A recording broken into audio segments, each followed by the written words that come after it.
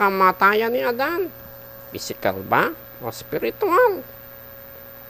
Merong nagsasabing ang kamatayan ni Adan sa Genesis 2:17 ay physical death. Basahin muna natin ang Genesis 2:17, Brad Tan. Datapwat sa kahoy ng pagkakilala ng mabuti at masama, ay huwag kang kakain, sapagkat sa araw na ikaw ay kumain niyaon, ay walang pagsalang mamamatay ka. Ayan, inutusan ng Diyos si Adan na huwag kakain sa kahoy ng pagkakilala ng mabuti at masama, sapagkat sa araw na si Adan ay kumain niyaon, ay walang pagsalang mamamatay si Adan. Kinain nga ba ni Adan? Basahin natin 3:6 ng Genesis, Brad Tan. At nang makita ng babae na ang bunga ng punong kahoy ay mabuting kanin at nakalulugod sa mga mata, at kahoy na mananasa upang magpapanta sa tao, ay pumitas siya ng bunga niyaon at kinain. At binigyan din niya ang kanyang asawang kasama niya, at ito'y kumain. Ayan, diyan, nakita natin na si Adan ay kumain din ng bunga ng punong kahoy ng pagkakilala ng mabuti at masama. Ang tanong, physical ba or spiritual ang kamatayan na tinutukoy ng Diyos sa Genesis 2:17 nung kainin ni Adan ang bunga? Itanong muna natin, saan ba nagsimula itong physical death daw ang kamatayan ni Adan sa Genesis 2:17? Nagsimula yan sa isang taong kumukontra sa Biblia na nagngangalang Soto. Ang sabi ni Soto, hindi totoo ang sinasabi ng Diyos dahil sa Genesis 2:17, ang sabi niya, pag kumain si Adan ng bunga, mamamatay si Adan. Nung kumain si Adan ng bunga, hindi naman namatay si Adan. Ngayon, ang sabi naman ng preacher, ang sabi ng preacher, mali si Soto dyan. Dahil totoo ang sinabi ng Diyos. Ano ba ang sabi sa Genesis 2:17? Sapagkat sa araw na ikaw ay kumain niyaon, ay walang pagsalang mamamatay ka. Ang sinabi sa talata, mamamatay ka, future progressive. Nung kumain si Adan ng bunga, nagsimula na ang process of death. At hindi nga ba namatay si Adan? Namatay nga At hindi siya umabot ng isang araw, namatay siya. Ano patunay? Basahin natin 5:5 ng Genesis.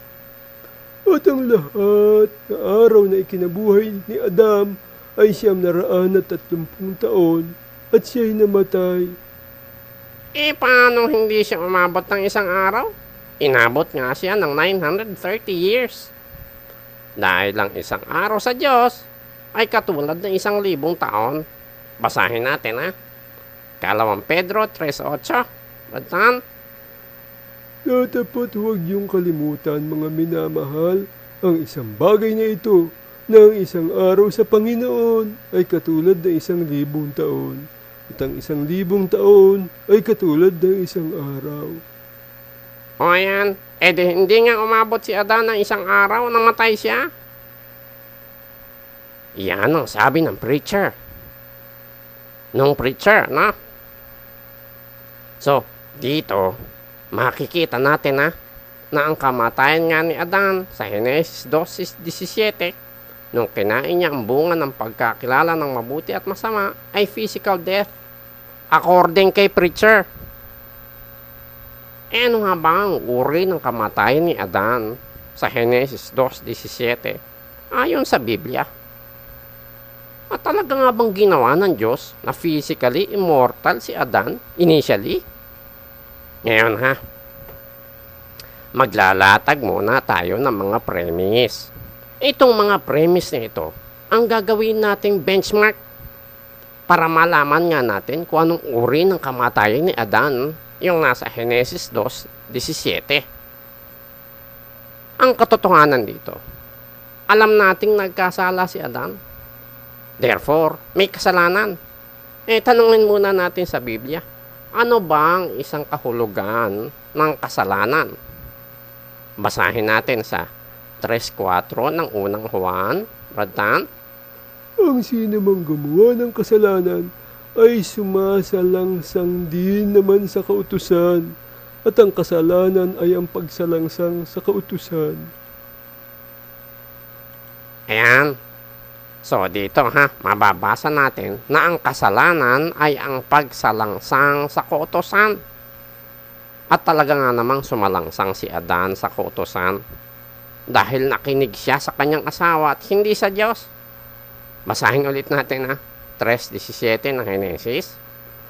At kay Adam ay sinabi, sapagkat iyong dininig ang tinig ng iyong asawa, at kumain ka ng bunga ng punong kahoy na aking iniutos sa iyo, na sinabi, huwag kang kakain yaon, sumpain ang lupa dahil sa iyo. Kakain ka sa kanya sa pamamagitan ng iyong pagpapagal sa lahat ng mga araw ng iyong buhay. Therefore, kung ang kasalanan ay pagsalangsang sa kautusan, ang tanong, ang mga bata ba may kasalanan? Ang sagot, wala. Dahil wala namang alam sa kautusan ng mga bata, kaya wala silang masasalangsang na kautusan.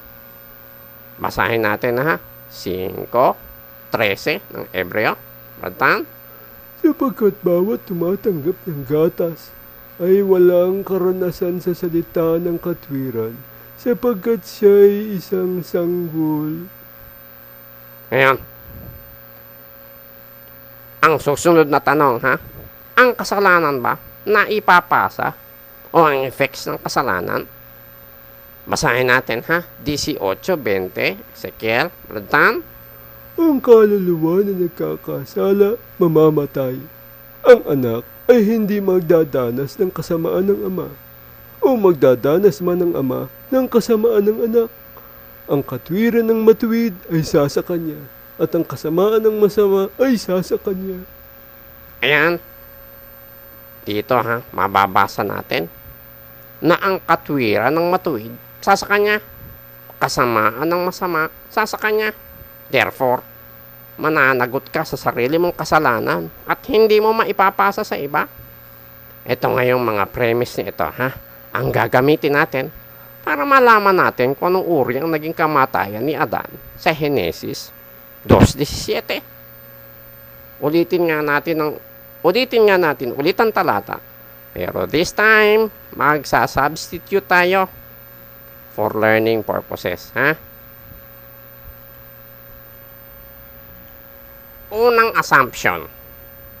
Ito ang ating unang assumption, Physical death ang tinutukoy sa Henesis 2:17. Pakibasa, Brad. Ulitin natin. Natapwat sa kahoy ng pagkakilala ng mabuti at masama ay huwag kang kakain, sapagkat sa araw na ikaw ay kumain niyaon ay walang pagsalang, mamamatay ka. Yan.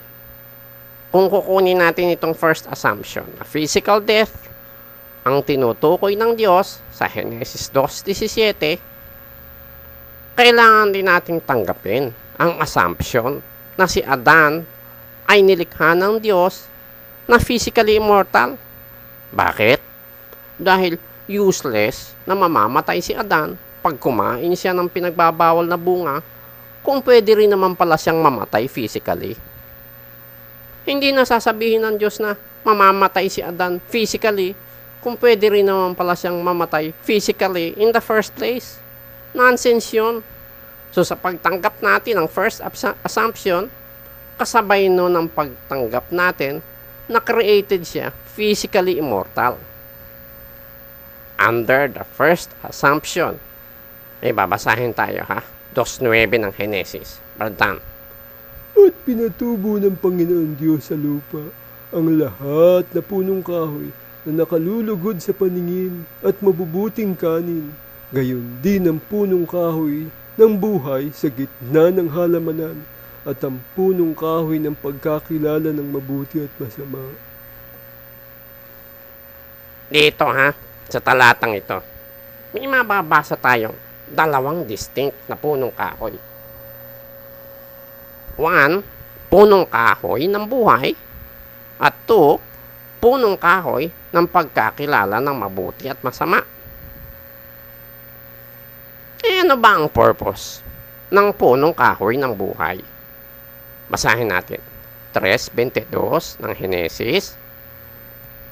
At sinabi ng Panginoon Diyos, narito, ang tao'y naging parang isa sa atin na nakakakilala ng mabuti at ng masama, at baka ngayoy iunat ang kanyang kamay at pumitas naman ang bunga ng punong kahoy ng buhay at kumain at mabuhay magpakailanman. Ayon, dito makikita natin na mabubuhay si Adan magpakailanman kapag kinain niya ang bunga ng punong kahoy ng buhay. Therefore, ang purpose pala ng punong kahoy ng buhay, ang mabuhay magpakailanman, ang makakakain ng bunga niyaon.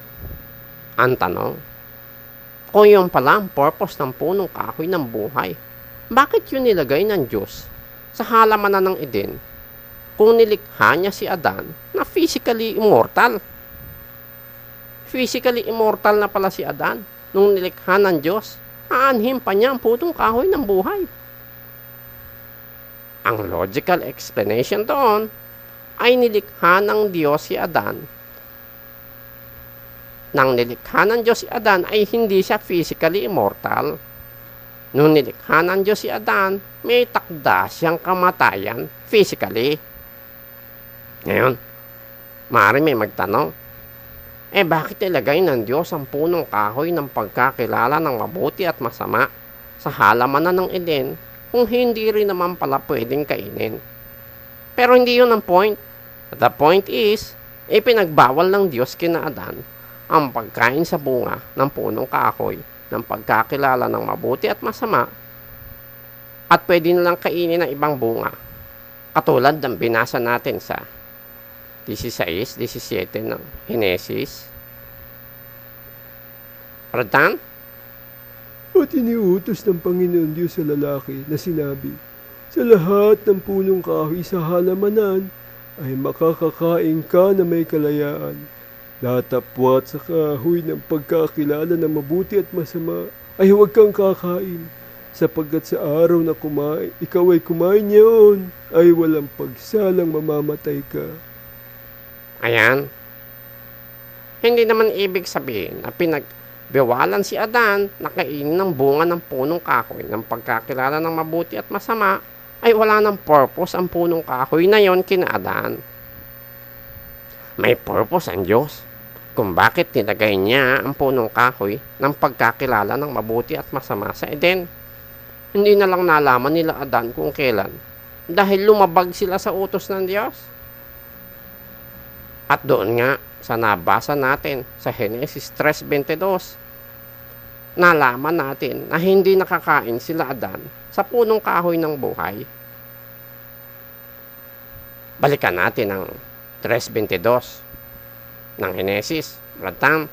At sinabi ng Panginoon Diyos, narito, ang tao'y naging parang isa sa atin na nakakakilala ng mabuti at ng masama. At baka ngayoy iunat ang kanyang kamay at pumitas naman ang bunga ng punong kahoy ng buhay at kumain at mabuhay magpakailanman. Kung nakakain sila Adan ng bunga ng punong kahoy ng buhay, after nila magkasala, mabubuhay sila magpakailanman sa kasalanan. Before sila nagkasala, nakakain ba sila doon sa bunga ng punong kahoy ng buhay? Ang sagot, hindi. Dahil ang function ng bunga ng punong kahoy ng buhay ay mabuhay magpakailanman ang makakain ng bunga niyaon. So kung nakakain sila ng bunga ng punong kahoy ng buhay before sila magkasala, kahit magkakain sila ng bunga ng pagkakilala ng mabuti at masama, mabubuhay sila magpakailanman. Therefore, hindi sila nakakain ng bunga ng punong kahoy ng buhay. Otherwise, hindi na kailangang pang-ingatan ng daan patungo sa kahoy ng buhay kung nakain na nila ito. Katulad ng mababasa natin sa 23, 24 ng Henesis 3. Bratan? Kaya pinalaya siya ng Panginoon Diyos sa halamanan ng Eden upang kanyang bukirin ang lupang pinagkunan sa kanya. Ano pat itinaboy ang lalaki at inilagay sa silanganan ng halamanan ng Eden ang mga kerubin at ang isang nagniningas na tabak na umiikot upang ingatan ang daan patungo sa kahoy ng buhay. So, andun pa rin tayo sa first assumption na physical death ang tinutukoy sa Genesis 2:17.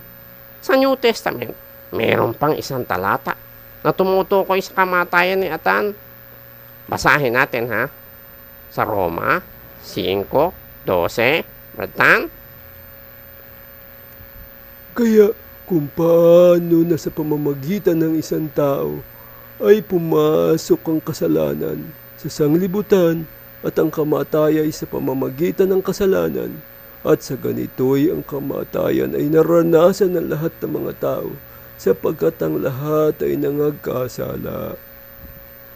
At kung i-apply din natin dito, ang substitution natin sa first assumption, Roma 5:12, Bratan, pakibasa. I-apply mo yung substitution.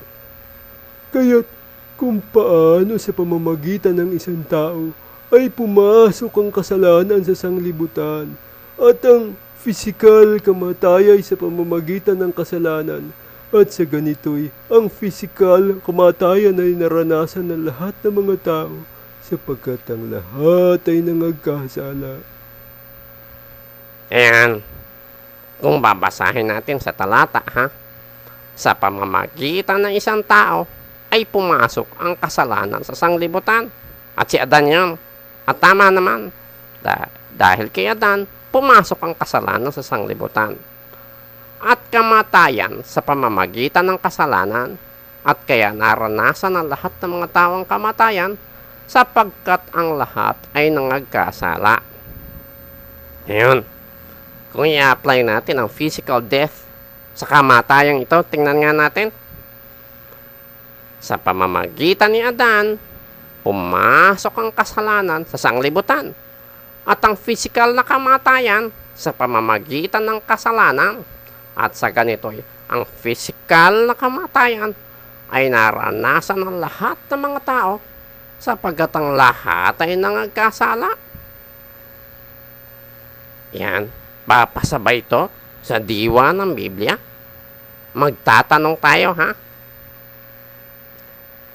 kung totoo na ang physical na kamatayan ay naranasan ng lahat ng mga tao sapagkat ang lahat ay nangagkasala, bakit ang mga sanggol namamatay din physically? Sa inilatag nating premise, ayon sa Biblia, ang mga sanggol walang kasalanan dahil walang karanasan sa salita ng katwiran. Basahin natin sa 5:13 na Hebreo. Bratan? Sapagkat bawat tumatanggap ng gatas ay walang karanasan sa salita ng katwiran, sapagkat siya'y isang sanggol. At kaya, hindi iniaatang ang kasalanan sa mga sanggol dahil ang kasalanan ay pagsalangsang sa kautusan. 3:4 unang Juan. Bratan? Ang sino mang gumagawa ng kasalanan ay sumasalangsang din naman sa kautusan, at ang kasalanan ay ang pagsalangsang sa kautusan. Therefore, kung walang malay sa kautusan, walang kautusan na masasalangsang, kaya ay tinuturing na walang kasalanan ng mga bata. So, dito, mababasa natin na hindi paapasa na physical death yung nasa Roma 5:12. At isa pang halimbawa ay si Kristo mismo. Si Kristo na hindi nakakilala ng kasalanan. 5:21 ng ikalawang Korinto. Tan? Yaong hindi nakakakilala ng kasalanan ay kanyang inaring may sala dahil sa atin, upang tayo'y maging sa kanya'y katwiran ng Diyos. At kung si Kristo ay hindi nakakilala ng kasalanan at wala siyang kasalanan, at kung susundan natin ang Roma 5:12, as physical death ang tinutukoy na kamatayan, bakit ang physical na katawan ni Kristo mismo tumanda? Humaba ang kanyang buhok, tumubo ang kanyang ngipin, at katulad din ng katawan ng ordinaryong tao, tumatanda din ang katawang tao ni Kristo, at eventually, it will lead to death. Kung dahil sa pagkakasala ay naranasan ng lahat ng mga tao ang physical na kamatayan, dapat si Kristo hindi tatanda dahil wala namang kasalanan si Kristo. Kaya, ang logical conclusion dyan ay hindi physical death ang tinutukoy sa Genesis 2:17 at Roma 5:12. Ngayon, tingnan naman natin ang second assumption. Ito ang pangalawang assumption o second assumption. Spiritual death ang tinutukoy sa Genesis 2:17. Ilapat naman natin ang second assumption sa Genesis 2:17 at Romans 5:12. Genesis 2:17 muna. Brad Tan? Datapwat sa kahoy ng pagkakilala ng mabuti at masama ay huwag kang kakain, sapagkat sa araw na ikaw ay kumain niyaon ay walang pagsalang spiritually mamamatay ka. Baratan nyo sa 5:12 naman ng Romans. Ilapat mo yung substitution.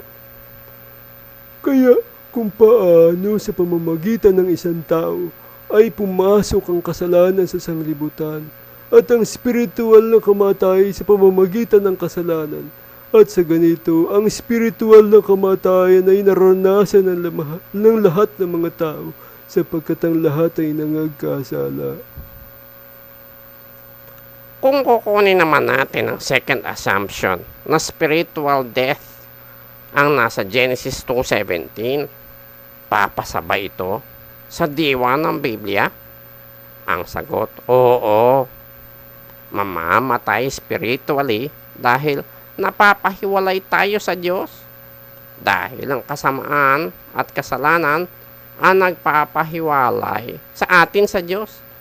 At ito ay mababasa natin sa Biblia sa Isaias 59:2.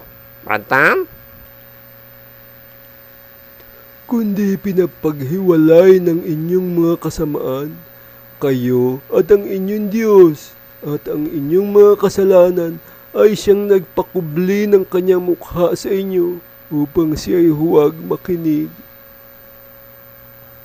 At dahil napahiwalay tayo sa Diyos dahil sa kasalanan, kinoconsider na tayo na patay. Sa Santiago 1:14 hanggang 15, Brad Tam? Kundi ang bawat tao ay natutukso pagka nahihila ng sariling masamang pita at nahihikayat. Kung magkagayoy ang kahalayan, kung maipaglihi ay nanganganak ng kasalanan, at ang kasalanan pagkamalaki na ay namubunga ng kamatayan.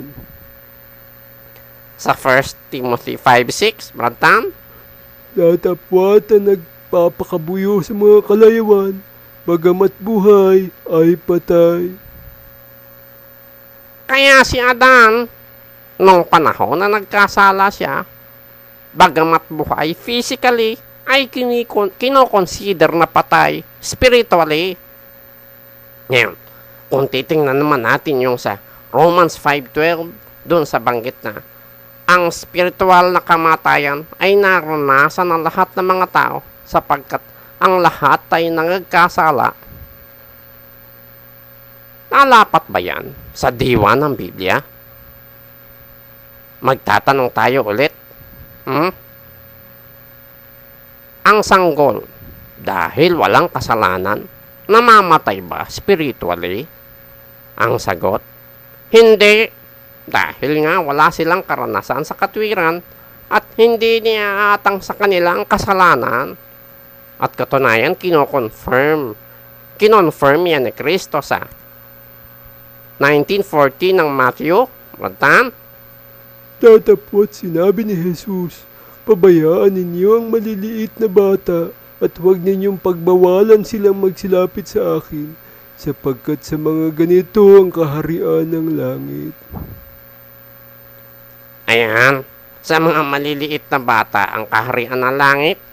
Kaya lapat sa diwa ng Biblia na ang mga hindi nagkasala katulad ng mga bata ay hindi namamatay spiritually dahil sa kanila ang kaharian ng langit. Kaya dito sa mga talatang ito, makikita natin na si Adan nga ay hindi nilikhang physically immortal at nung kinain niya ang pinagbabawal na bunga, ay nagbunga yun ng spiritual death.